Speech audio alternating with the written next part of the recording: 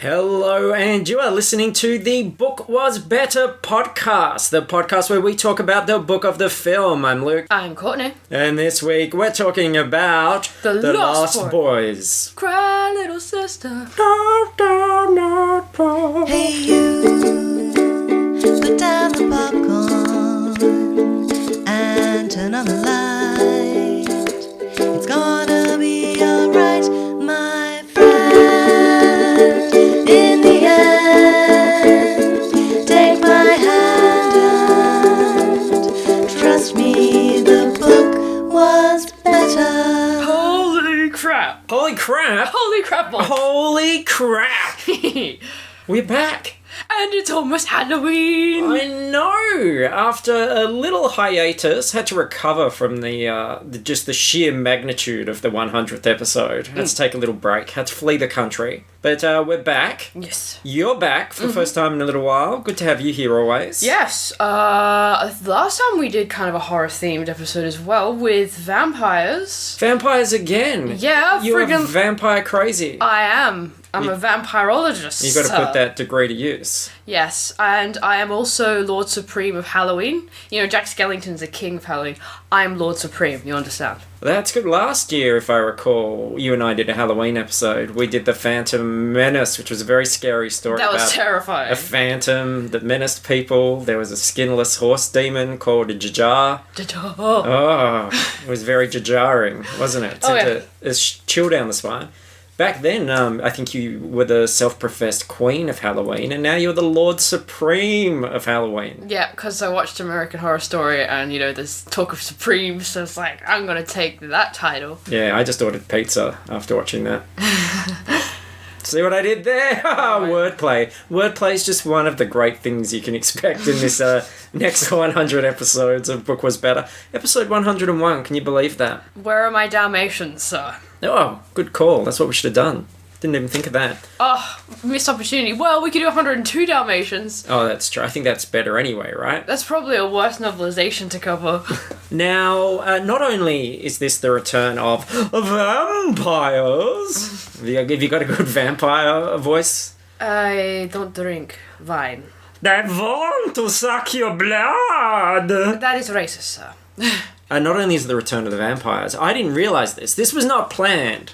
This is a coincidence. But this is also two books in a row which star Corey Feldman and Corey Haim. Whoa! So, you know, we'd already doubled our Corey. We're now quadrupling it. Interestingly enough, though, neither of them are on the cover of The Lost Boys. Instead, we have, you know who this character is right here. That guy? And that one? This is, I am pointing at, Bill from Bill and Ted. That's actually Bill from Bill and Ted. Yeah. Holy crap. I did not make that connection Alex at all. Winter. No. Yep. Whoa. And Kiefer Sutherland. It's actually the Lost Boys gang itself. Little Laddie. Yep. Yeah. They look like a bunch of douchebags. I'm going to call you Laddie soon. But no... I like that name. No Corys on the cover, unfortunately. They didn't think it would sell. But this is one of the greatest taglines. Sorry, what's Alex Winter doing these days? Planning another Bill and Ted. He's been planning it for about 20 years. Yeah, but that's because the script is about them being in their 40s, so they have to wait. I just had to wait for it, yeah. Yeah. This is a tagline. This would, you know, picture it. It's 1987. You're not even born. Nope. But -5. yeah, so you're -5 and you read this tagline. Does this make you want to see the film? They rock, they roll, they're after your soul. Now, a lot of lesser tagline writers, they'd finish it right there. Yep. They'd go, we've got the rhyme, I'm out of here. Thank you, pick up my paycheck, down to the Piggly Wiggly, solved. This person keeps going. So they rock, they roll, they're after your soul, ... They're vampires. Just in case you weren't sure. Just blurts it out. Yeah. A little bit literal. Look, this book, when we looked at it on Amazon, this book that we hold in our hand, and listen to that, we do actually have a physical copy here. is worth dutifully returned. Yes, it's because it's worth a lot of money, we found out. That is surprising. I think that's the most expensive book we have in our Book Was Better collection. Yeah, it's about like $60-$70 used and like hundreds if you get it new. It's a very special book. I'm not sure why. Going back to the tagline, I find it interesting that the way movies are marketed these days, they assume that you've seen stuff on the internet. They assume a lot of stuff's already been leaked. So the trailers and the posters, they just assume you know everything that's going on. You know these actors and all that. They don't spell things out. They prefer to tease. That's like a Game of Thrones poster recently. A big billboard was a raven, a crow, and then it just said GOT. It didn't even say Game of Thrones in its entirety. It's just like, gosh, you know what I mean. Got! And people were like, yeah, I got me some of those crows on the way home. I feel this was the pattern around those late 80s. They rock, they roll, they're after your soul. That's not far from their lean green and on the screen. Yeah, I can think of a few movies that use that similar rhyme scheme. Yeah, it might be the same guy. What happens to those copywriters that write the taglines? Why don't they get accolades? Why can't we go, that's a great tagline, he always delivers really great taglines? Yeah, marketing people, they're the unsung heroes of the film industry. Well, look, this is written by Craig Shaw Gardner. Now, he is an original author of Pratchett-esque fantasy novels, but we also know him from novelizations. We've done some of his works before, namely Back to the Future 2. He also wrote Back to the Future 3, Batman 89. Was Batman 89 the one that took a really long time to even get to Batman? No, like Batman 89's got Batman right at the beginning. That's the first Tim Burton one. Oh, right. That's where, like, that very first scene, he dangles that guy off the roof and goes, I remember Batman. There was one Batman novelization we did where it was just the most padded out thing. Oh, well, was it Batman Forever? Batman Forever, I would say. It takes about 80 pages before it catches up with the... Yes. That was Peter David. And Leprechauns. He wrote about leprechauns. Which I've never seen that. No, I haven't either. I wouldn't mind it, actually. Bit of, isn't that Warwick Davis as a leprechaun? Oh, do we mean leprechaun? It's offensive to height-challenged people and Irish people. Absolutely. What do you think the equivalent would be in Australia? Like, what's the scariest Australian bit of folklore that you could put in a horror movie? Wolf Creek, man. I reckon, yeah. Bogans out in the desert. Along those lines, I reckon a swag man. Because if you've, looked at pictures of swag men, they are frightening creatures. Yeah. Now, we're talking about, these are usually old men. All their belongings are in a swag, which is a bundle. Just crazy hobo men, yes. Yeah, they've got corks on their hat. They've got grey beards. They wander around looking for jobs. I'd like to see a movie called Swaggy, set in New York. And you can imagine it like a couple are leaving the theatre. Swaggy to the hood. Yeah, and they accidentally go down the wrong alley and then they hear like someone whistling.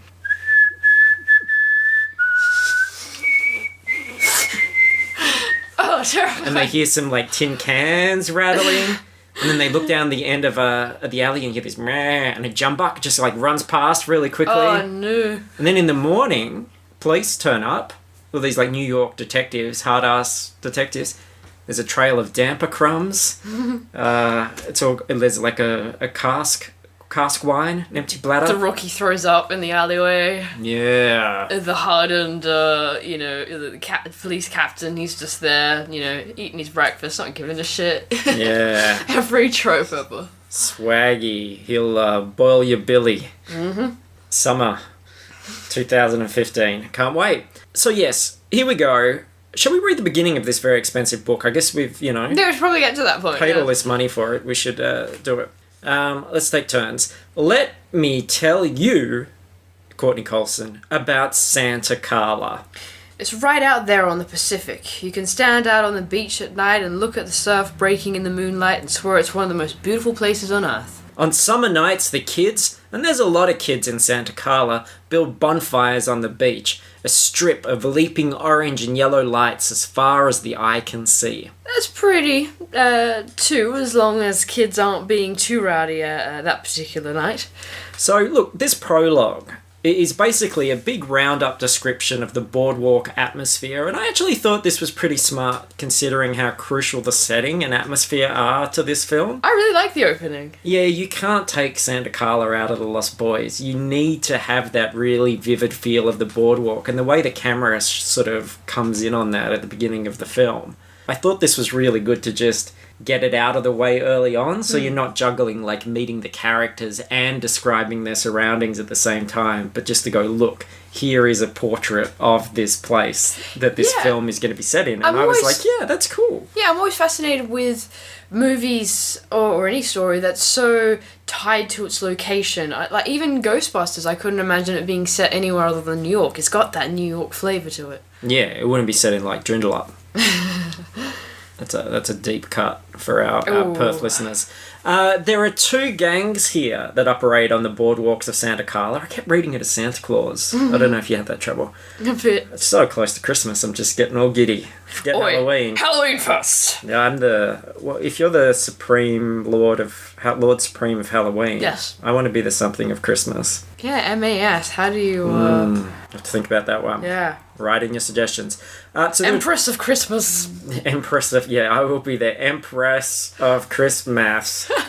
There are two gangs here, so we got to learn who these gangs are. Yes. And we're going to have to pick a side. It's like the Warriors, man. Yeah. Oh, could you imagine a crossover between the Lost Boys and the Warriors, and then the Lost Boys and one of the tribes in New York, and just, that would be badass. And the Sharks and the Jets as well? Yes. Why not? Hell yes. You'd recognize... I'm writing that fanfiction right now. Yes, do it. You'd recognise this bunch anywhere around Santa Carla, if not from their mohawks and shaved heads and punk in bunny ears, tattoos, then from the way they dressed. You know, their Dayglow t-shirts with "My Beach, My Wave" scrawled across the chests, and their wetsuits and surfing tank tops. This is one of the big gangs around Santa Carla. They call themselves the Surf Nazis. Charming name, don't you think? I actually had to look up what Dayglow meant. The glow in the day. Yeah, that's pretty radical stuff, Not man. your regular night glow. That charming name, don't you think? That's not me editorialising. This is our first-person narrator for the prologue. I feel weird actually reading this in an English accent. I feel like I should kind of try and do more of an American one, but I might offend some people. I need time to warm up into these things. Now look, before you decide if you're a surf Nazi, I heard they rounded up all the starfish and cast them. I don't know, you had to wear starfishes on your sleeve. And here are their rivals. And then the Lost Boys walked in, another gang, a lot better dressed than the Surf Nazis, really. But still a gang. Their leader, a tall, blonde, mulleted fellow named David, walked up and got right on the slowly moving carousel. Okay, so Lost Boys, Surf Nazis, and I was disappointed here, and you as a fashionista would be disappointed as well, surely, that there was no description of David's very flamboyant clothes. I know. Who is the author who normally goes into what everyone's wearing a lot? Oh, that is, Todd Strasser. Todd Strasser. Yeah, we needed a Strasser on this. We needed a Tim Gunn. Yes. To come in and fire. There is, I love the look of Lost Boys, but it's very much of its time. This is what they thought was cool and rebellious. Well, it's more than that, though. It's very much of Joel Schumacher's personal proclivities. Yes. He loves this stuff. And it's so funny that when you watch Lost Boys as a young person, you don't realise just how flamboyant and ridiculous and homoerotic Lost Boys is. Yeah. Because I remember I was disappointed when Burton wasn't going to be around for Batman 3, and I remember them announcing that Schumacher was going to do it. And the only reference point I had was Lost Boys, and I'm thinking, vampires, bats, Batman. 2 steps removed, Yeah, man. he's perfect. Because obviously you can't direct something unless you've directed something similar in the past. Of course. And then, those movies come out and everyone's just like shocked and horrified and go like, what's with these costumes? How did this happen? It's not surprising in hindsight that he would take it down that path. Yeah, but isn't that the funny thing? Everyone acts like it came out of the blue, but then you watch Lost Boys and go, well, what did you fucking expect? fact. It's like Transformers 400, whatever the shit they're up to now. Yeah, everyone was like, oh, it was terrible. Of course it was terrible! You learnt the first 3 times! But the funny thing is, though, if you watch that 89 Batman, the Burton one anyway, with its sexy Prince themes and stuff, everyone's wearing, like, berets, and, I mean, that's quite flamboyant as well. All 3 of those movies, watching them now, I should say, at the time people going, oh yeah, the first 2 are badass and serious. I'm watching them now going, this is like a fairy tale version of Batman. I still think it holds up, though, but It's that might be great. nostalgia. It's great. It's cool and camp in its own way. It's no different from the 60s series, really. When you get to The Dark Knight, or Batman Begins Dark Knight, there was no Dark Knight Rises, what are you talking about? Yeah, it's like, it's a totally different world. It's somewhere between, serious and dark. Then I caught a bit of Batman Begins recently, and I found that Batman, like, to be kind of camp as well. Yeah, so I think it's just a concept that you have to be camp with. You can't do a 100% serious Batman, because the very concept is silly. Yeah, which is why these vampires are dressed very flamboyantly. Now, I also, from a costume perspective, there was no real indication of how old the Lost Boys are. I guess they're not that old, in terms of the events you find out later. But yeah, I would love it if they were really old vampires. Do you think their outfits have a bit of older styles mixed in? It's there's a bit of a bohemian quality to it, which I love the idea of these sort of gypsy vampires. But yeah, not that old. So look, a security guard tells them all to leave the boardwalk. Oh, we do get Laddie's costume described, and that it makes you think, was he bitten in like the 17th century, 16th century? No, 18th century. But he's so young. Yeah, he's divine in character trait. Yes, he's a lad, D. A security guard tells them all to leave the boardwalk, but this was what caught my attention here. It was getting late, time to shut down the hot dog booths, the 3 for $1 come-ons, the tilt-a-whirl, the Ferris wheel, and the giant mouse. $1 to be come on 3 times. That sounds like a deal to me. Guess it depends on what it is. And the security guard, who gets a little bit of backstory, is quickly taken out by an unseen force. Big Ed looked up. His eyes widened with surprise. He opened his mouth to scream. Before he could scream, he was gone. His lunch pail clattered across the worn pavement, the only sign that the 300-pound security guard had ever crossed this parking lot. I know just what you'll say next. Where could he go? A man of that size just can't disappear. And yet, the only faces you would see on the boardwalk just then were the painted ones that leer from the sides of the funhouse. That is creepy. You know what I find creepy? What? Lunch pail. Lunch pail, yeah. Pail's a bucket, right? It does conjure up that idea, yeah. Yeah, Americans eat out of buckets. The only thing in Australia that eats out of a bucket is like a walrus at a zoo. Well, there's a lunch tin, and then there's a lunch box. Well, a lunchbox is more common for us, right? Yeah. That's our thing. So look, the prologue wraps up with really no indication as to the identity of our unseen narrator. And we kind of abandon that anyway and goes back into normal third person as we cross to the real stars of the film here. Brothers Michael and Sam. So Sam is the younger one, that's Corey Haim. Yep. And Michael is, oh God, what's his face? Yeah, I actually looked him up because I hadn't seen him in anything else. It was Jason Patrick. He's from Speed 2. He's like who you get when you can't get Keanu Reeves. Oh dear. Maybe Alex Winter and Jason Patrick could team up for Bill and Ted 4. Yeah, they could have done it by now. 3, whatever we're up to. Anyway, Michael and Sam, they're moving to Santa Carla with their single mom to shack up with their grandfather. But the thought of Santa Carla didn't make Michael Emerson the least bit excited. He slumped in the back seat and stared half-heartedly out the window at the sky. Maybe, he thought, he should sit up and take a look at the coastline flying by.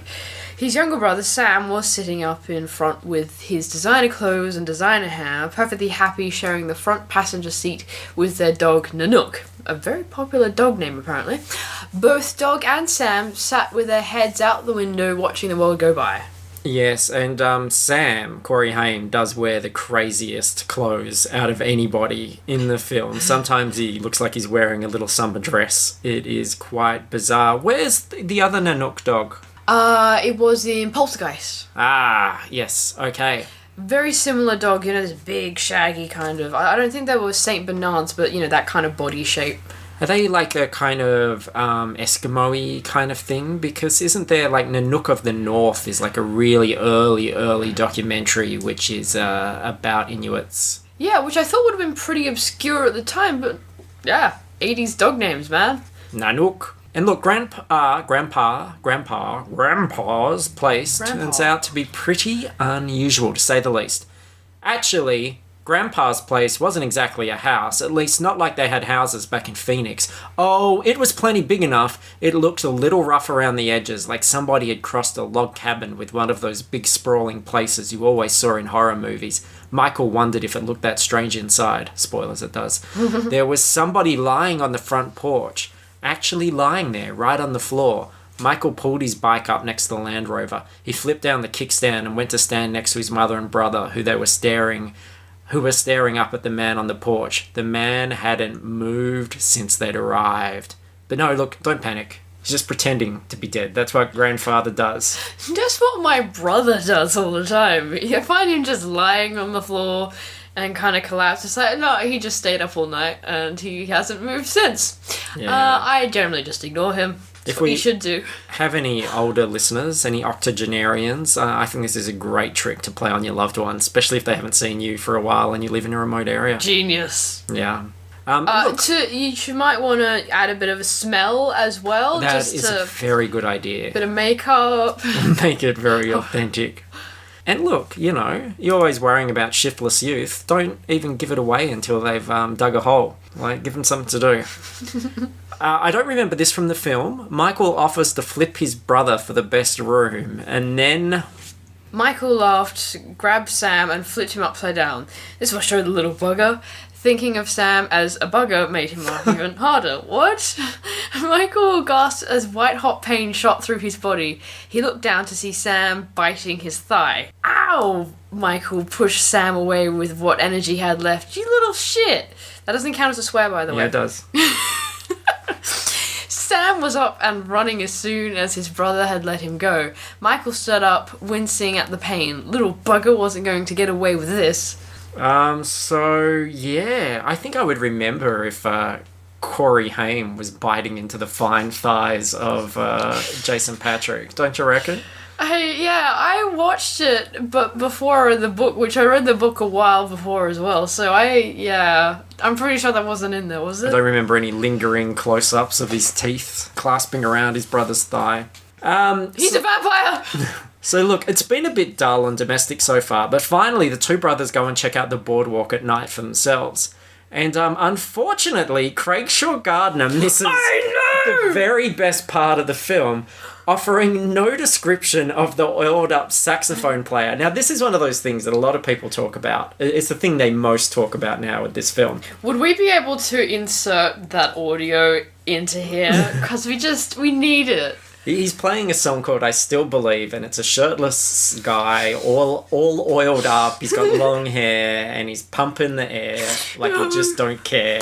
And does he have like leopard print or leather pants? Yeah, he's out on the beach. And a ponytail. And this big crowd of kids, they're watching him. They're really, really excited. But this is all we get.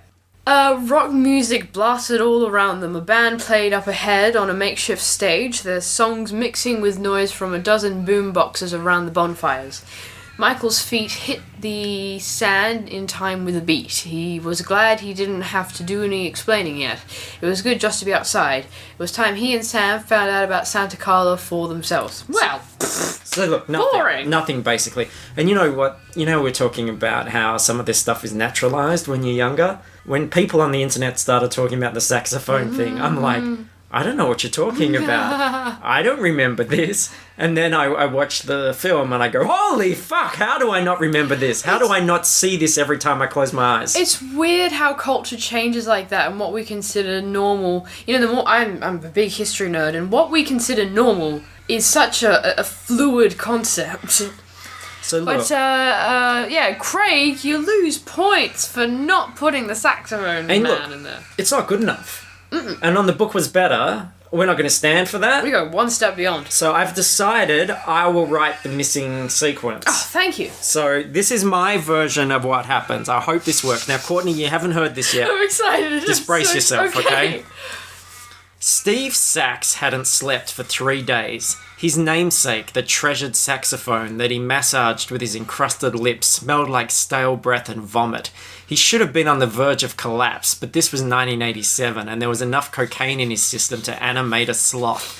Steve surveyed the clapping throng of flamboyant teenagers gathered on the beach beneath him and pumped a meaty fist triumphantly in the air as his sax, tethered to his barrel chest, banged comfortably on his rock-hard crotch. "I still believe," bellowed Steve, and he fucking meant it. Music, sex, it was all the same to Steve, and he was determined to whip these glass-eyed teens into a frenzy. They were all raging hormones anyway. They just needed a spark to set them off. That's why his bandmates sometimes called Steve the Catalyst. His steroid-filled body was so oily tonight that it reflected the flaming oil drums like a mirror. Greasy curls cascaded proudly from beyond his monolithic forehead, splattering his friends with droplets of oil like a spitting steak on a grill. Clad only in tight purple leather pants and a tangle of studded leather belts, he rhythmically thrust his pelvis closer and closer towards the welcoming crowd, making no secret of his intentions. All the while, his lips worked the mouthpiece of the sax. Sometimes he'd treat it like a cock, sometimes he'd work it like a pussy. It didn't matter. All of it fueled his inner fire. Sometimes he'd have to beat off twice before he'd show, just so he wouldn't ejaculate on stage. There we go. I'm standing up. They're fucking amazing. Oh my god. Oh my god. I wrote that this morning while you're on the train. Or riding a bike, being epic and stuff. Oh my god. I'm telling you, novelization writing is so easy. Just right off the top of the dome. I'm crying. Oh, you get 3 gold stars today. Oh, thank you, sir. He got 2 this morning because he cleaned up his room. I did clean up my room. I'm my room so looks proud. amazing. And there's also, talking about Steve Sax, there's a Saturday Night Live parody that they did, where John Hamm, he plays he has a name though. They give him a different name. I can't remember. It was something Spanish. Yeah. Epic. Yeah. Oh, it was. I love how something that originally started out as being peripheral in a film has become the centre focal point. It was pretty great. Oh my god. However, Sam, who is really enjoying it in the film, like Sam's looking up with this big grin on his face. In the book, not so much. Sam scuffed his new shoes in the sand. He didn't seem to be having a good time at all. It had taken him 5 minutes before he left the house to make sure his hair was just right, that his clothes were just the right combination of Matthew Broderick and Judd Nelson. Whoa, way to lower the bar, Sam. Look, Michael sees a girl in the crowd, so I've got to ask the question. Sorry, Judd Nelson played, who was he in, He's in the Breakfast Club. Yeah. He's the, badass. Oh, he's He's the rebel. Yeah. Bender. Yeah. Hell yeah. Hells yeah. Michael sees a girl in the crowd. You must have the burning question I have. How old is she, man? Let's find out. Her long dark... I'll read it romantically. Okay. Her long dark hair cascaded in ringlets around her beautiful face and brushed softly against her bare shoulders. She was dressed all in lace, like a gypsy or a girl from a fairy tale. Her clothes might have looked ordinary to any other girl. On her, well, Michael had to remember to breathe.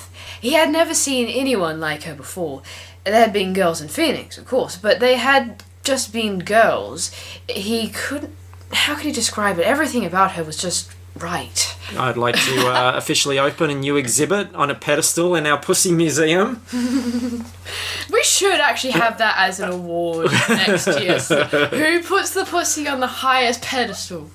And look, Lucy finds a lost child. Lucy's the mum, by the way. Yes. An important character, single mum of Michael and Sam. She's interesting because it demonstrates that generational gap between her sons and herself, which, yeah, I mean, makes me think of my mother and myself. So the kids in this film were my mother's age or thereabouts. So that's what my grandparents were like, I guess. And I've never thought of my grandparents as young parents. And let's not discount her gender gap either, because these two fine boys came out of there. And I'm so used to talking about gender topics. I assume this lost child is a boy. A lost boy, as it were. So she heads into a video store on the boardwalk to make him somebody else's problem, I presume. She's just going to abandon him. She scooped the child up she's tried this many times. The problem is Santa Claus is so small, he keeps finding her again. I know, very frustrating. She scooped the child up in her arms. 4 teenagers entered the shop in front of her. They were dressed in kind of an odd style. One of them wore an old tux, another embroidered denim. Each one of their jackets was different from anything she'd seen teenagers around here wearing. Probably some sort of teenage fashion statement. Teens and their fashion statements, I don't know. Oi. She had other things to worry about right now. So a little bit of description of some of their finery, their frippery. Finery, I love that word. It is funny that whole rebellious kids these days, we don't get that so much anymore. We're just going to go, oh, hipsters. Or friggin' the younger boys on their scooters and their skateboards and blah. And when Lucy meets Max, who is the owner of the video store, she does a very rare thing for a novelization. Lucy decided there could be worse things to do on a summer evening than talking with a handsome man about the possibilities of employment. And there was also something about him. It showed in the way he moved and talked, something that said he had been through it all, just like Lucy, and had somehow come through it to find himself happy and alive on the other side. Whoa, Lucy, she told herself. There she went again, elaborating on first impressions, for God's sake. But Max seemed so different from her nervous, success-starved husband. She puts the penis on a pedestal. We're going to have to open up a whole new wing in the museum. Oh. And then we go back to the brothers. Then what's our rush? Sam tried to run a step ahead so his brother would have to acknowledge his existence. You're chasing after that girl. Why didn't you admit it? I'm at the mercy of your sex glands.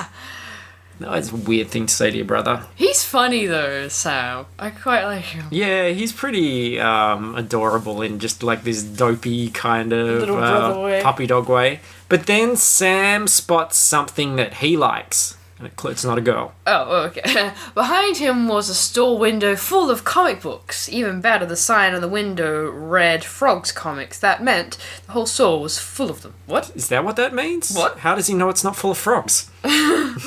Yeah, it could be.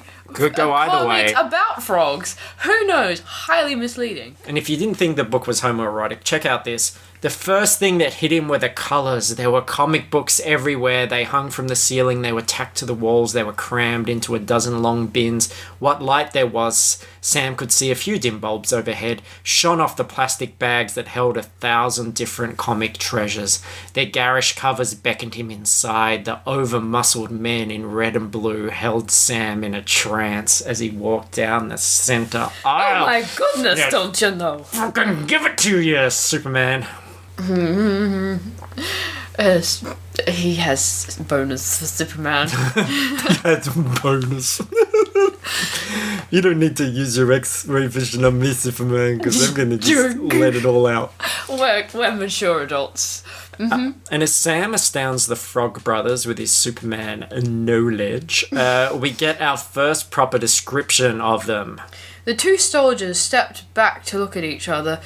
Sam took a moment to get his first really good look at the two of them. They looked like brothers, both with short, dark hair cropped so close to their heads that it barely showed beyond their green berets. Their bodies were compact and muscular, as if they had both gone through a lot of basic training.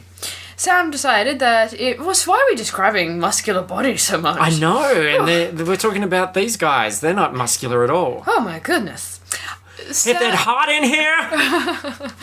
The vapours. Sam decided that if he had a choice, he'd just as soon have the pair of them on his side. My giddy aunt. Oh my god, Jamie, yes. The two nodded once at each other, a single shake of his head with no wasted motion. The first one turned his emotionless face to regard Sam. Okay, I'm Edgar. He pointed to the other boy. This is Alan. Edgar Allan Poe. Get the reference? I digress. Anyway. That's not what he said. Courtney Coulson, you little scamp. I had to make literary references. What he does say is, we're the Frog Brothers. So Edgar, of course, is not a frog but a dog. He's Corey Feldog. Is he going to turn into a werewolf? Is he going to fight the vampires? Oh, look, Corey Feldman, nobody knows what he's going to do at any given moment. That's the advantage. When you're Corey Feldman, you can do whatever the fuck you want. I feel like he's just wandering a freeway right now as we speak. He was the Bam Margera of the 80s, except he didn't have any skills. And they give Sam a vampire comic for research. So, something's going on in the old Santa Claus loss. Alright, so meanwhile, older brother Michael gets his first proper look at the Lost Boys, the gang.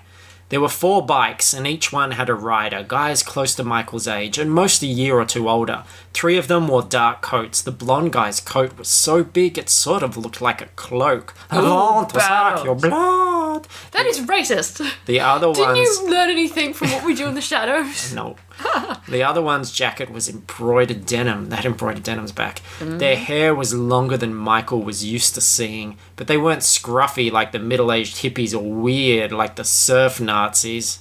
They all looked like they knew what they wanted. They looked more together than any teenagers Michael had ever seen. God, things must have been pretty rough back in Phoenix, right? I love how, I actually did write an article about this on Fruitless Pursuits about, all black outfits and especially the long coats, leather coats. And it's just the tackiest thing nowadays. These really oversized jackets. There's nothing cool about that. Just makes people look sweaty. It's gross. Mom turns up and retrieves the boys before Michael can stalk this poor girl any further. And she also, way to go, Mum, got a job at the video store. I mean, that should be a long and lucrative career in the video store, right? Oh, yeah. Yeah, you are going to hate the internet, lady. That's going to fuck up your life. Do people still go to video stores? Do they exist? Our one that was down the road that we were actually members of has closed about a year ago. Gone. So, no, I wouldn't think so. I think they're going to be a thing of the past. What a pain in the ass to have to do that. I think there's already kids of this generation who would go, what's a video store? Yeah, absolutely. What's a DVD? What's a movie, they would say. Yeah, we just have information streamed directly to our brains. Yes. And Michael looks for a job as well. But the real horror story here, for me, isn't the vampires. It's the American wages. Yeah, that's something that always amazes me. He had seen the notice the night before, tacked to a telephone pole along the boardwalk. Day workers wanted $4 an hour. The notice had said to show up for work on the beach at 7 a.m. From the crowd around him, it looked like about 30 other people had read this notice too. So we're not only going, oh, what a fucking depressing thing to be paid $4 an hour to clean up rubbish on the beach. This is rubbish from the night before. This is all the fluids that have come off Steve the Sax Man, need to be mopped up so that people don't slide around in them all day. There's a permanent dark stain when they take down the stage of beneath it. The sand is permanently oily. It's glass because he was scorching. So, but not only is that depressing enough, it's depressing that everybody wants this job. Everyone's like, fuck, I'll pick up rubbish for $4. And you get that much just from interest, I think, in having an account. Get that much from yawning, breathing. There's a scene here as well, which isn't in the film, and with very good reason. Michael picks up rubbish on the beach. Sam goes home and gets his suit so that he can go swimming. Oh my god, this scene. And he hires a fun tube for $1.50. So there you go. I'm mocking the $4 an hour, but that'll get you 2.5 fun tubes. Makes sense, I guess. What is this, like, Depression era? What? Yeah, 1987. Times were tough. It wasn't like 80s, like the boom. Yeah, that was the most prosperous era. Imagine if this book came out now. Yeah, it's so weird looking at things pre-inflation. It would be like 25 cents an hour to be a urinal on the beach where he'd have to just kneel on the ground with his mouth open. Could you be paid in cents? And then like Sam goes out into the water on his fun tube and reads a comic book. Now, he's been shown to be a comic collector of the most anal retentive You go degree. to the beach with a comic book? Would you read a comic in the sea? Did he buy 2 of them? Yeah, probably not. And then a surf Nazi throws him onto the shore and says, "Hey dude, my beach, my wave." Hey dude, my beach, my wave. My wave, man, radical.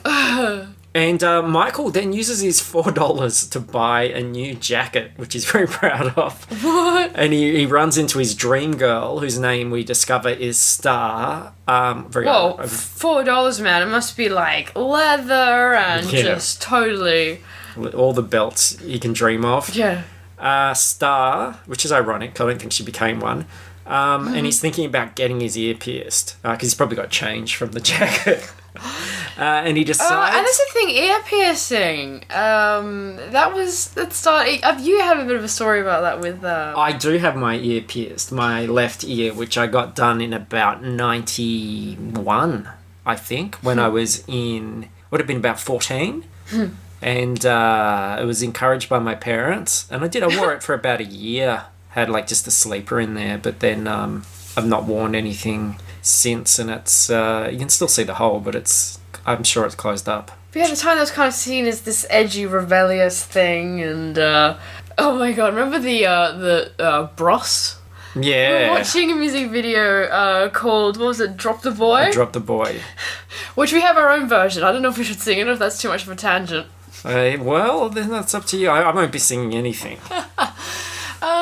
Anyway, they have a song called Drop the Boy, and they have the friggin' bleach blonde hair and the ear piercings, and that was the look then, I guess? It wasn't long after that time. My memory of Drop the Boy, Drop the Boy, Drop the Boy, I'm your man, yes I am. You see, we have a Doctor Who version of this based on the 8th Doctor movie, which goes, Drop McCoy, I'm again, yes I am. I think that was on key, actually. That works perfectly.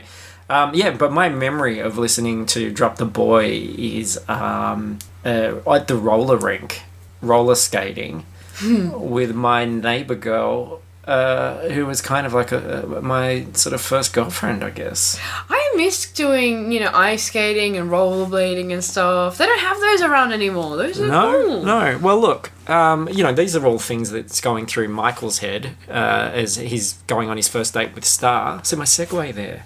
Very nice. My podcast, my segue. No, you gotta sing it like this, man. So he decides to try and woo her at a pizza joint.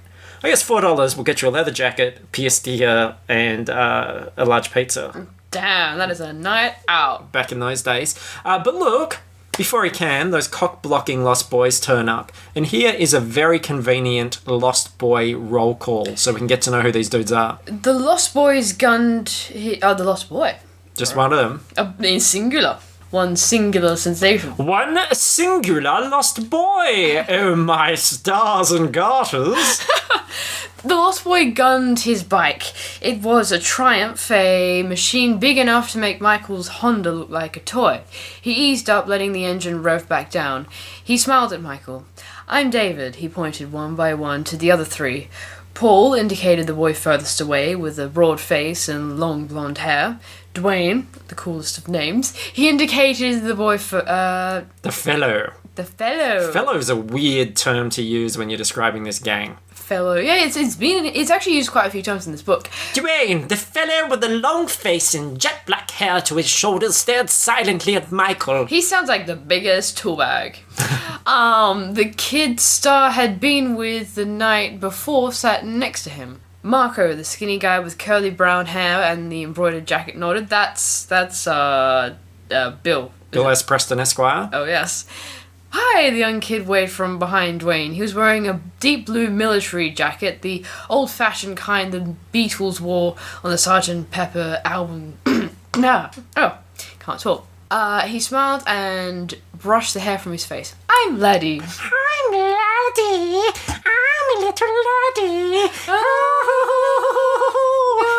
wants to come and play with Laddie? No. Go home, Joel Schumacher. You are drunk. So Michael follows the boys on a joyride to Hudson's Bluff. And Michael nearly drives off a cliff, so he punches David. David, we should mention, is Kiefer Sutherland. Yes, they're only noodles, Michael. And David invites him into his cave. Come on into my cave, 'cause I want to suck your blood. But it was more than a cave. There was a house in here. No, it was bigger than that. Michael looked around in awe. It looked like some sort of old-fashioned hotel. The cave led right into the lobby.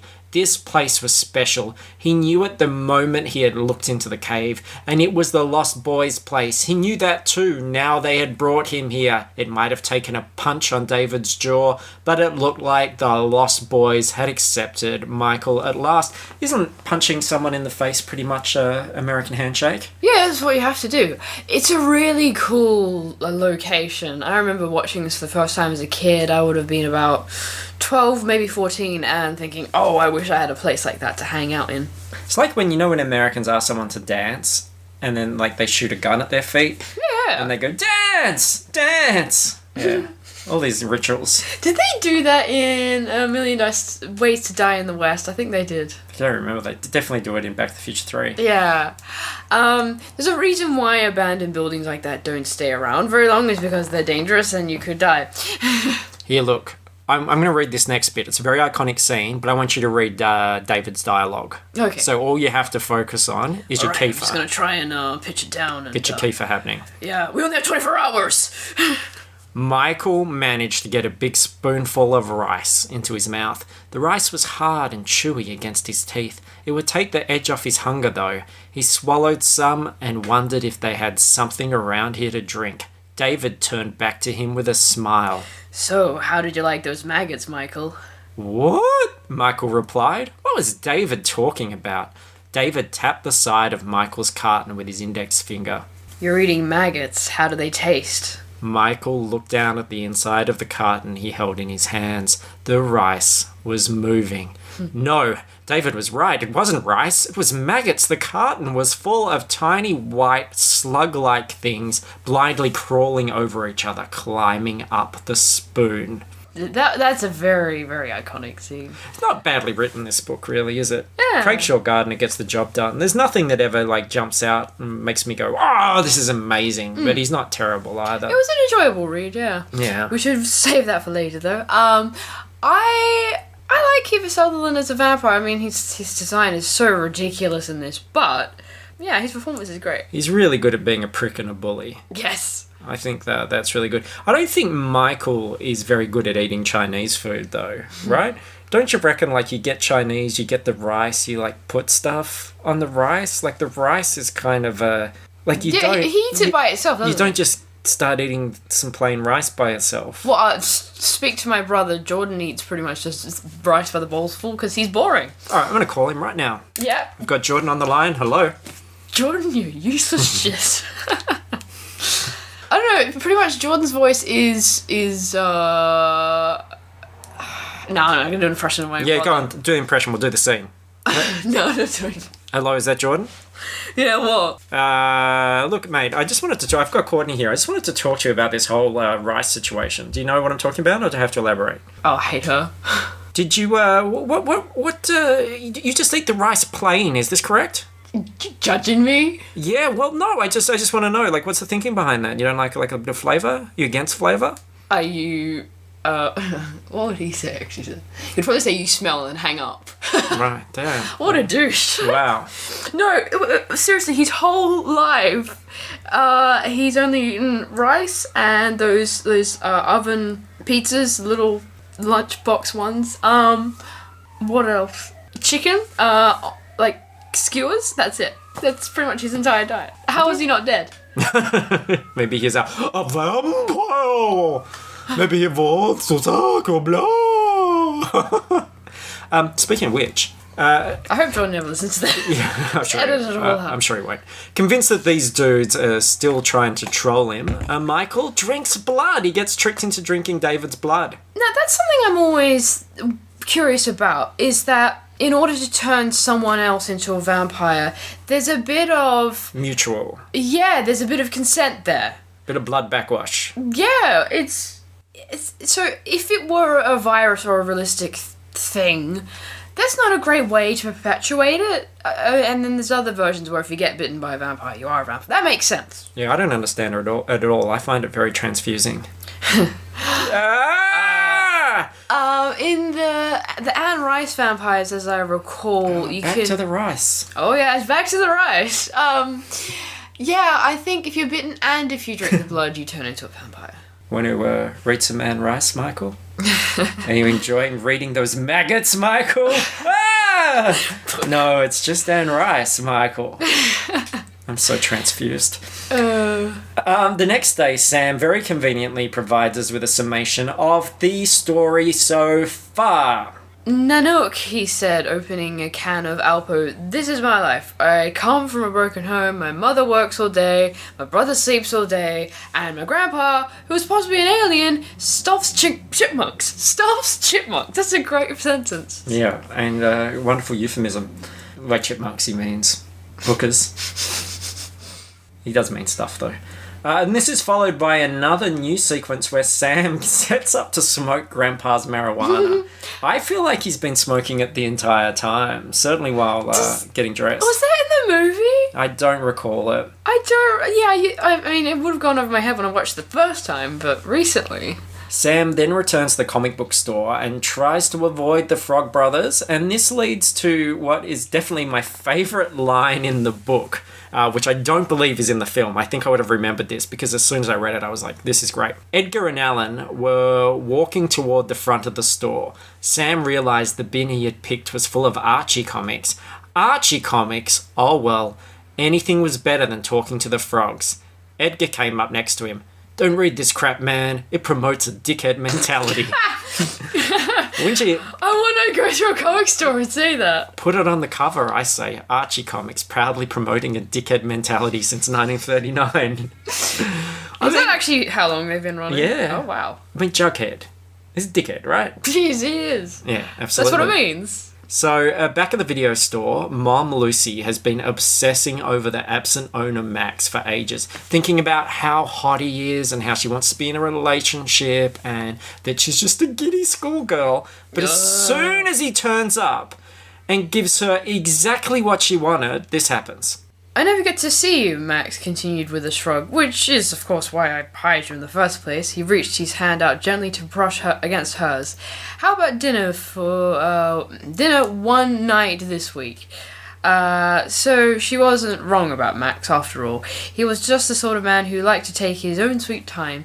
Now that he had finally showed interest, though, she wasn't sure what she should say. What if a new relationship with Max turned out as badly as her marriage? Fickle. Totally fickle. She's been, like, pining for him. He comes in and goes, you want to go out for dinner? And she's like, I don't know if this... What if it turns out like my marriage? Like, it's pizza. It's going to be pizza. It's going to be a pizza joint. Probably pizza, yeah, that's what they got. It's not going to be like a fucking divorce.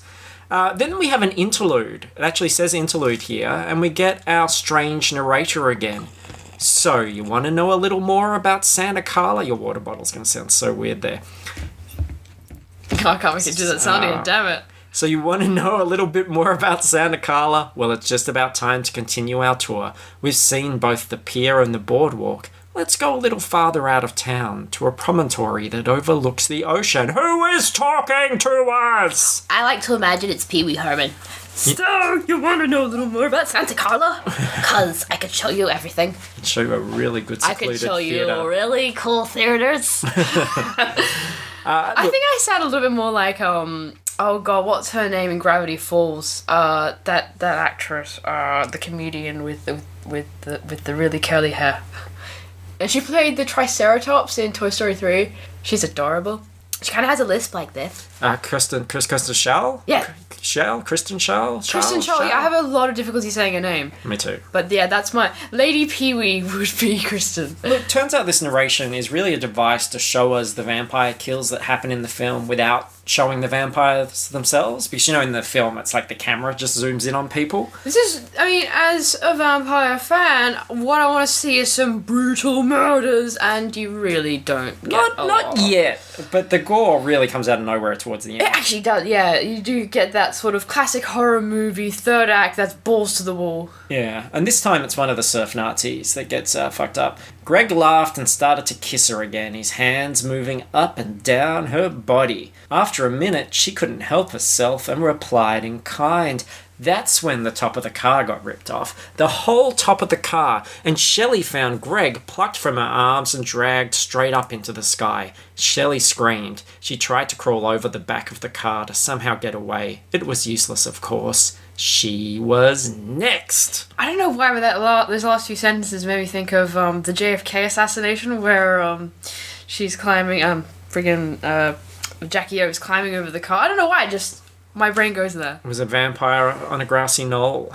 I don't know, just seeing the image of someone so helpless and trying to get away, but it's useless is it's creepy. It is creepy. Speaking of which, Star pierces Michael's ear, and then things get a little hot and heavy. Why do I keep getting the romantic shit? I'm happy to do it. I'll do it. I like doing the silly voice. She kissed his neck. It sent shivers racing down his spine. He kissed her neck in turn, so white, so soft. He wanted to hold her as tight as he could. That's you gonna strangle her, or to taste her tongue against his again and again, to breathe in the faint, sweet odour of her skin, to hear her soft breathing and little moans of delight, to open his eyes and see her dark pupils only inches away. He wanted to be one with her. Her teeth nipped at his neck. Ooh, and it felt even better. The sweetest agony he'd ever known. He kissed her forehead, and then his own mouth moved between her chin to her pure pale neck. Whoa. Getting it on. It's so awkward. And look, he's cock-blocked by the Lost Boys again, and they go out and do that stunt on the bridge, where they hang from the bottom of it as the train passes over. Which was cool. Yeah, my favourite takeaway from that, though, was some out-of-context comedy corner. The vibration doubled with every second. Michael could feel his sweating hands slipping on the wood. He might need some help from Steve the Sax Man there. I've always been interested in the idea of... I know where they got the name of the Lost Boys. It's very cool. Peter Pan and the Lost Boys, they're immortal in Neverland, so why not make them vampires? And they can fly. I wish they had more Peter Pan references, as if it were literally those Lost Boys and Peter Pan and their vampires. Like, Peter is the head of the vampires and he's recruiting all these kids. I think that's a cool dark take on it. And I've been looking around since I've read Lost Boys. It's not being done. Lost Boys is pretty much the only one that made the Peter Pan vampire connection. You want to see Kiefer get eaten by a crocodile at the end. That would be awesome. And look, things are changing for Michael. He's getting up at 2 p.m, he's wearing sunglasses inside the house, he's avoiding the shower in case the water burns him. Actually, he sounds like a pretty typical teenager to me. It's my brother. The Both of them, actually. Unsung hero of this podcast, Courtney's brother. Yeah. Hi, Jordan! And look at this. Talk about the greatest country in the world. This was living. There was nothing in the world like a good bologna sandwich, unless, of course, you had a Twinkie or two to go with it. Unfortunately, Sam had determined that there wasn't a Twinkie in the house. To make up for it, he made 2 bologna sandwiches. Oh, well, there you go. We're going to eat some Twinkies on our Thanksgiving show of FPcast in November. And we're going to really see what all the fuss is about. Yeah, there's a lot of fuss. I'm curious, but it's got cream in it, isn't it? It's probably lactose and would probably murder me. I think regardless, anything American will probably murder you. It'll probably have the same effect whether you are lactose intolerant or not. My poor bowels. The brothers are alone for the night, and Michael really is not feeling well right now. And I like this because this isn't something that's explicit like what he's going through in the film. The walls of the kitchen were moving. They seemed to breathe in and out, in and out. The cans and jars were doing the same. A a soup can puffed towards him. It's like Evil Dead. Yes. The house goes mad. I was thinking it was like the brave little toaster. Yeah. Oh my God. Oh, childhood trauma. Oh, I'd bury that. Why would you do that to me? Speaking of berries. The raspberry preserves crawled and wriggled behind the glass. The light bulb swirls, about to explode. The floor rippled and heaved beneath his knees. Michael could feel his heartbeat. It was heavy inside his chest. His heart raked his whole body with its pulse, as if it wanted to break free of his ribcage and go bouncing across the pantry floor. He could feel the blood surge through his arteries and veins, pushing against the skin of his arms, his legs, his chest, his temples. He felt as if he might burst in a dozen places, great fountains of blood pouring from a dozen wounds. That's my Orson Welles impersonation. That's good. That's good, that bit. I like that. I think that's really effective. Intense. This is so weird in the film. Sam sang along with the tape on his boombox. Clarence Frogman Henry croaked, "I ain't got no home." Sam croaked along. He might not have had a home, but his bathtub was the next best thing. He had spent the last 10 minutes with shampoo in his hair, sculpting it as he glanced appreciatively at the full-length mirror across from the tub. In the film, I remember, again, this is one of those moments like the Sax Man, where I'm like, what is fucking happening in That this was a very silly film scene. now? Haim singing in the bath, just crazy. And the dog's there as well, I think. And as Sam finally realizes what's going on with his brother, we have my favorite line from the film. Michael looked and saw the same thing that Sam had. Michael had almost no reflection at all. He looked like a ghost in one of those old movies, only faintly there. You could see the wall behind him right through his body. Oh shit, Sam knew what it meant when you had no reflection. "You're a creature of the night, Michael!" Sam turned his accusing finger on his brother. What had Michael gotten himself into this time? Sam saw that his hand was shaking. "Just like the comic book! You're a vampire, Michael! My own brother, a goddamn shit-sucking vampire! Just wait till Mum finds out." I think it's a good script. I really do like this film. I think it great. holds up. It's fun. I mean, it's wacky and kind of fever dreamish, but it's good film. I don't know if It is good film. It is I'm very good happy. film. It is good film. Me like this film. I liked it. There's not a vampire in it. That bites people. After that minor tangent, I don't know if I mentioned it the last time we covered vampires, but I find it funny that there's this whole thing of vampires don't have reflections because they don't have souls.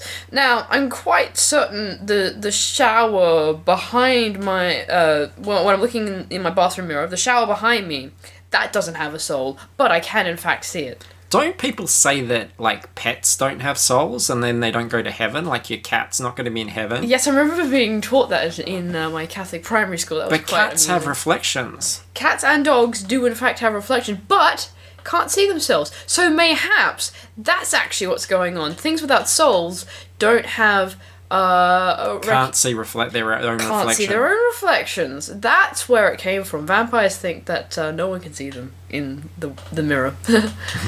That would be hilarious, like in I'm not looking at the man in the mirror. yeah, like in Dracula, in well, Bram Stoker's Dracula, the movie. The best one. Yes, unlike Dracula Untold. Yeah, you know, Keanu's shaving and then suddenly, oh, there's Dracula behind me. Yeah, no, that's just what Dracula thinks is happening, but he knew he could see his reflection. Mind blown.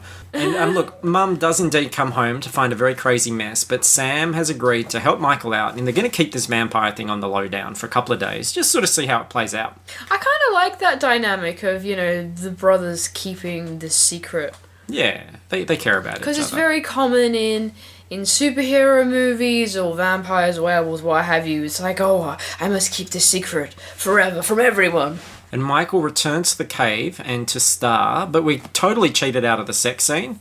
He just basically, we get the aftermath of it. And Sam, meanwhile, goes to the Frog Brothers for help. "Then kill him," Edgar replied, "or we will." This, Sam thought, is what happens when you ask for advice from Rambo lookalikes. What could he tell them that would make them change their minds? Do you think Corey Feldman has ever been described as a Rambo lookalike in his life? Only this once, and never again. He's got a body like a midget Tommy Wiseau. Especially these days. And then the frogs come and harass Max. Max is over for dinner with Lucy, the mother, hoping that to expose him as a vampire. They think maybe Max is a vampire. And of course Don't tell me Wiseau is a vampire. They fail. And Mum, Lucy, she only has one thing on her mind. Sorry, I just want to say before, if you we mentioned Tommy, if you could meet him, yes, would you? Yeah, absolutely. I'd be terrified. I would run the other way. I could not be in the same 100 meters of that guy. He's terrifying. I swear to protect you. So, anyway, Lucy. There's only one thing on her mind. And her name is Lucy, like from Lucy Westenra of Dracula, perhaps? Ah, well spotted. And did you know as well that she only has one thing on her mind? She thought for a moment about her and Max raising the boys together. It was an unpleasant fantasy. She turned away from the door and went back inside. There was something about Max, something magnetic. She really wanted to do a lot more of this kissing. Seriously, this guy is the dad from Richie Rich. He's not that desirable, Lucy. I can't remember what he looked like. He's just a nerd. He's got like dark hair and glasses. Him being kind of Harold Ramis-y. Yeah, he looks like a cartoon character. Ooh. And meanwhile, the Lost Boys lure Michael into a tree. Come and get up in this tree, Michael. We're cool. We get to hang out in trees. Come and hang out in this tree. And they transform into vampires and attack a camp of surf Nazis. The surfer with the mohawk turned around, looking for some way to escape, but David was on top of him in a second. Hey, dude! David screamed. My beach, my wave. Could you imagine being cast as the dude who says, my beach, my wave? And that's pretty much his only line. So that you show up, that's all you say. I'm surprised it's not the tagline, The Lost Boys, my beach, my wave. They're vampires.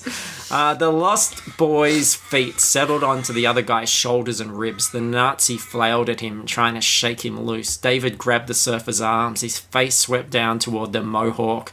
Michael gasped. David had bitten off the top of the Nazi's skull, mohawk and all. Blood spurted from the wound as the Nazi screamed. And that's followed up by this as well. No, Michael wanted to say. Not me, not like you. He wanted to scream out his protest to these creatures, to deny any kinship to these monsters of the night. He opened his mouth, but the words never came out of his throat. You'll never grow old and you'll never die. David smiled reassuringly down at him. But you must feed. Wow, so he's going to have to become like a killer. Yep. Wow, this is where things start getting intense. I actually don't mind this version of vampires. You know, I've seen so many that, you know, it's either very magical or very scientific, where these guys, it's somewhere in the middle. They everything's pretty toned down. Yeah, I mean, there's one thing I'll say about them. They want to drink your blood! And, It's a chip. So, thanks to Sam's comic knowledge, David and Star regroup and learn they're actually only half vampires, and they'll only be turned fully when they make their first kill. And if the head vampire is dispatched before then they're going to be safe, they're going to be fine. That's what happened in Dracula Untold as well. That whole idea of, oh yeah, you're a vampire technically, but not quite. Yeah, redemption. I don't like that. I like it where it's like, you're fucked. Yeah, the same thing with werewolves. The tragedy is walking along, minding your own business. You know, you're backpacking through Britain, and yeah, suddenly you're a vampire or you're a werewolf, and have fun with that. So they all head to the caves with the Frog Brothers to kill the vamps. But he found it. He parked the Chevy just beyond the Lost Boys' bikes, close to the stairs leading down to the caves. Edgar and Alan spent a long moment inventorying the contents of their knapsacks. Backpacks, motherfucker. Fanny packs. Their backpacks, 2 flashlights, 2 mullets, and 36 pointed stakes. That meant they could kill each of the Lost Boys 9 times. Well, Michael thought it probably better that they were prepared. As long as they didn't get any ideas about Star, whatever they did was fine with Michael. And look, these Frog Boys, I was surprised. They actually deliver the goods. They find the Lost Boy sleeping upside down in a cavern, and he lifted his mullet back, and drove it in with a single blow. The vampire opened his mouth and screamed. His eyes were open too. Something poured out of the wound, something too thick and dark for blood. He kept on screaming. His scream would never end. The vampire fell from the ceiling, hitting the cave floor with a sickening thud. The dark, thick slime gushed from around the stake, erupted from his mouth, his nose, his ears in great bubbling gobs. The vampire's skin cracked and fell away. Sam realized the thing was decomposing right in front of him. He kills Bill. Yeah! He killed Bill, you medieval dickweed. Fuck. But I look. love Ted talking to no! Oh, you monsters! That's my Keanu vampire. Reeves. It's very good. Vampires wake up. I can't imagine Keanu being sad if he heard that. The vampires wake up. They chase them out. Now they know who they are and what they want. So basically, we're heading now to a final showdown. So the gang have to prep the house for when the sun sets and the vampires surely attack. Michael and Sam locked all the doors and windows. Michael had even boarded up the couple of windows that he thought could be broken easily. Sam and the frogs, that sounds really weird, had filled a half-dozen water pistols with holy water. Where did they get that? While the frogs had added the rest of the stuff they had gotten from the church into a full bathtub. Sam had lined the kitchen counter with a substantial supply of garlic. Where did they get that? Yeah. From the supermarket. Garlic is us. From the garlic district. Yeah.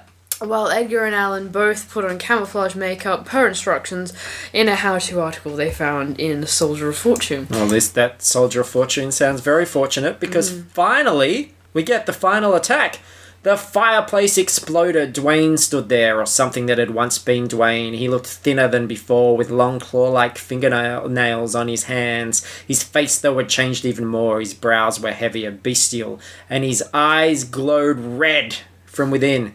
The bottom half of his face seemed to be nothing but mouth, a mouth filled with sharpened teeth. Here at last was a real vampire, Michael thought. This is what I will become.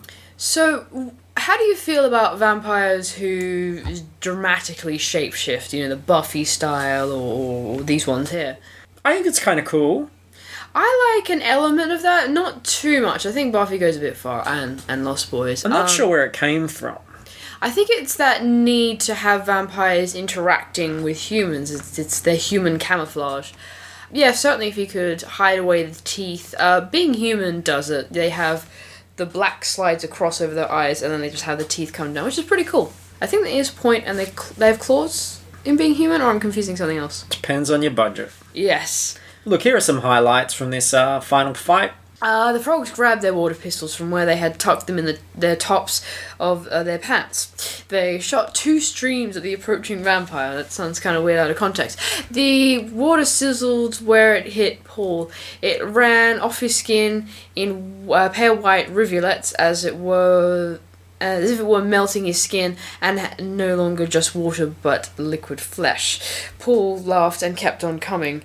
Or perhaps you might prefer the scream stopped. The bubbling mess in the tub was no longer clear but something between grey and pink. It started to drain away. Star thought she caught a final glimpse of Paul's face and then the water was gone. The water pipes groaned. "Watch out!" Edgar cried. The sink and toilet exploded, vomiting forth the greyish-pink waste. Star leapt back as the liquid sprayed across the room. She heard explosions in other parts of the house, as if every pipe in the place had burst. Americans often clogging up toilets. This is no exception. Yeah, I was going to read... should I read that last bit? Yeah, this is good. Alan reached out his hand and slapped his brother's palm. "We totally annihilated his night-stalking ass." I would like that to be the name of a film. Night Stalking Ass. Night-stalking... Is it about Richard Ramirez? Yes. David and Michael have a flying vampire fight until David twisted away out of control. He screamed as he flew towards a huge set of antlers that sat on Grandpa's desk. The antlers sliced through the vampire as if David didn't have a bone in his body. Smoke rose from the half-dozen places where the antlers had pierced his body, followed by dark slime bubbling from the wounds. Well, they're real antlers, I assume. They're not made of wood, so... I was always confused about that. Why would the antlers have any effect on him? Aren't antlers made out of hair? Yeah, it's like compressed dead cells that you find in hair. So this is a sham, Lost Boys. Bollocks. And look, it turns out he's not the head vampire. By the way, did you know that Atlas can bleed? If you cut, like a reindeer's Atlas, it will bleed. I watched Horns, and Daniel Radcliffe had his horn cut, and I think it bled. Did that come out already? Yeah. Oh, I'm gonna have to have a look at that. It's pretty good. Yeah. That's alright. But he's not the head vampire. Oh no! That what a role twist! goes to... Max turned around. There was something wrong with his face. His eyebrows were growing. His cheekbones were tightening. His whole face changing as Lucy watched. But I still want you, Lucy. When he spoke, she could see his fangs. His body was still changing, his back hunching over, his arms growing longer and gnarled. He didn't look like Max anymore. It was like he had gotten old, incredibly old, but incredibly powerful as well. Muscles, with the muscles, guys. Muscles rippled beneath his pallid skin as he advanced on Lucy. He put the saxophone to his lips. Cock or pussy, Lucy, he said. I can play it either way. Look, Grandpa saves the day. Can you believe that? It was Grandpa saves the day with a flat bed full of fence posts, drives a truck into the house. Oh, there you go. The fence posts go flying. And then, this is the aftermath, this is funny old Grandpa. He opened the refrigerator, took out a root beer, twisted off the screw top, and took a gulp that drained half the bottle. Ah, he said at last. He turned to face the others. That's one thing about living in Santa Carla that I never could stomach. He pulled distractedly at his moustache. All the damn vampires. So he knew the whole time. Grandpa. And it sounds like, because then we have an epilogue, that our mysterious narrator, because this is the ending here, was Grandpa all along. How he knew about those attacks. Yeah. That happened. I I've can't got remember no his idea. voice, so I can't give it I'll just say it in my own voice. Me and my voice acting. So that's how me and my daughter and my 2 sons got rid of the vampires in Santa Carla. At least those vampires we know about. After that, things pretty much returned to normal. We fixed up the house, Lucy got a new job, Michael went back to school, Star did too after she found a place to stay at the Widow Johnson's, Laddie remembered where his parents lived, and Sam decided he wanted to learn to stuff animals. Oh, actually... With his... I don't think we ever mentioned the Widow Johnson, but that's the woman that Grandpa would often visit. Laddie suddenly remembered where his parents lived. He just went, oh, that's right, 23 Green Street. Oh, well. He was wandering that street for days. I'm Laddie. I forgot where I live. But there's one little piece of the story I hadn't told you about. Didn't know it myself until Michael... Yeah, that sounds much more natural when you say it in that accent. Didn't know about it myself until Michael and Star took Lucy and me on a tour of the Lost Boys cave. It's quite a place. A good piece of a hotel just fell into the earth back about 100 years ago. They built things to last in those days, so most of it's still there. Pretty impressive. Might make a good tourist attraction someday if we let anybody know about it. But it's what's behind the hotel that's really spooky. That place where all the Lost Boys slept is only the beginning of the cave. Those tunnels seem to go on forever, maybe even all the way back to Santa Carla. And the noises that come out of there, my daughter insists it's just gotta be wind. Sam says it's probably some sort of animal. I'm pretty convinced it's a Chuck E. Cheese. But nobody knows for sure. So you'll excuse us if we only visit the hotel during the daylight. And we haven't quite gotten the gumption to go back there and check those noises out. Would you? Would you? No. Not interested. Well, I could if I wanted to, I just don't want to, okay? Not gonna do it, Grandpa. I suggest you don't either. Then that's the end. I can go on adventures in caves, it's gonna be fun. I'm going to go on an adventure. So, I've got to ask you, Courtney, as I ask everybody at this point in the podcast, was the book better? No, but, especially because it doesn't have our amazing sax man, but it's not a bad book. It's not bad, but the movie's so much better, and the movie as well, the soundtrack. Yeah. And the costumes. The music really does create an atmosphere that's just lacking in the book. People are strange when you're a stranger. Faces look ugly when you're alone. I got some seem wicked when you're unwanted. I know the whole lyrics. Got some reviews. No, I want to sing the Doors. No, I want to sing the Doors. There is a time and a place, and this is not it. Reviews. It's review time. Look at the segments that we have to adhere to. I'm the Lizard King. This, here we go. Best novel ever. I have waited a year to own this novel. I got it for $25. It is just like the movie. It is based on the script. It has deleted scenes and tells about Michael working for his leather jacket. I put a 5 because it was amazing. I recommend this book because if you love the movies, then this is a book for you. I thought it was great that leather jacket scene had impact on this particular reviewer. It was a bit of a standout, wasn't it? You know, especially when you see how far $4 goes. And now this one, I'm confused as to what's going on. So I'm going to read it out. I want you to really concentrate and try and tell me what is happening here. Should I read it? No, I think it's going to be too confusing for you. You'll be too confused. I want you to think about what it means. First of all, I wasn't sure if This Lost Boys was the one I'd read only because I read it many years ago and have since donated it to my daughter's school library. I wanted to write a review about it though and have checked all of Mr. Gardner's other books which really seem to be in the same line of this book type. The previous review seems very unfair to me. I can understand writing a quickie review, but it's obvious to me by looking at the first review that the person never read the book and obviously just wanted to win the money for the first review. That seems very unfair to me, and I plan to write to the appropriate people about this. Sorry, but it makes me mad when people sit and read a book from cover to cover only to see silly little sentences that tell you absolutely nothing about the book in question. What? Yeah. So, what do you make of that? Apparently if you're the first to review something on Amazon, you get paid for that. You win money. Wow. You win cash prizes. You win cash monies. You win $4 in cash monies. We should mention that he's not referring to the review that we read first. That was written 2014, and the one we just read that makes no sense is 2001. So I don't know, was that review still there that it offended him so? Offended? No, I don't know. I have no idea. Yeah, okay, that's something. Very confusing. It's a little alarming. But we should get in on this making money by reviewing racket, right? Yeah. We could get... if I had $4... Oh my god, it's the Lost Boys, I don't know if you can hear that. Okay, motorbikes, tearing it up. If I had $4, I would buy a leather jacket. Yeah. I'd get my ear pierced, yep. re-pierced, get the hole reopened, and get a pizza. Yeah, that sounds like a great use of that. I don't know what I'd do with the change. Oh yeah, you would have plenty left over.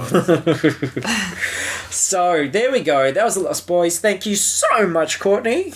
You're welcome. As we usher in this new 100 episodes, I just want to quickly plug, please listen to the other podcasts, people. There is FP Cast. That's the Fruitless Pursuits podcast. It's a general pop culture podcast.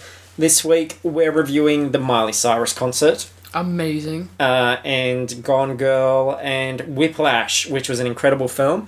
And also ScarJo A Go-Go, my podcast where I talk about every Scarlett Johansson film in chronological order. It is the perfect score. I didn't know Mickey Rourke was reprised his role as Whiplash again. I hadn't heard about this. And perfect score, speaking of Marvel actors, that's the first time she works with Chris Evans. Haven't watched it yet, but I'm looking forward to that. And rate and review all these shows on iTunes so that people can find us. Courtney's having a very deep thought. Go on, what is it? What weren't they in something like The Nanny? The Nanny Diaries. The Nanny Diaries, yeah. Oh my god, I forgot about that. I'm not up to that one yet. Oh my goodness. We've got a ways to go. So they just hang out with each other all the time. Yeah, absolutely. Avengers assembled forever. Indeed. And you can always join the conversation on the Facebook group. Mm-hmm. Just search for any of the podcast titles and you will find that group. Thanks so much, Courtney. I think we're done. I think we're done professionally. Done professionally. I hope not. Hopefully we'll be back. Yes, I shall return with more vampires. And we will we'll do some more photo shoots in the future soon as well. More doctors. Look out for that. All right. Do you want to say the thing? Catch you on the flips. Jumanji.